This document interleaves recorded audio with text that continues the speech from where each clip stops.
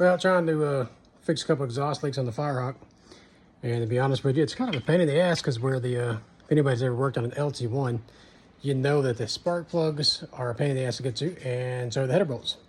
So I'll show you what I'm working with. Right back there is where my exhaust leak is. One of the bolts was stripped out and came out a long time ago, and honestly just never fixed it. So, went to the the hardware store and bought some new bolts. Problem is, you can't get a socket back there. So what do? Drop your stuff. You take the socket that you want to use, and you get a little adapter. So it's just a little 3/8 drive adapter, so that you can put a 9/16 wrench on it. That's all it is. So just like that, speed wrench. There you go. Now you can get in tight spaces.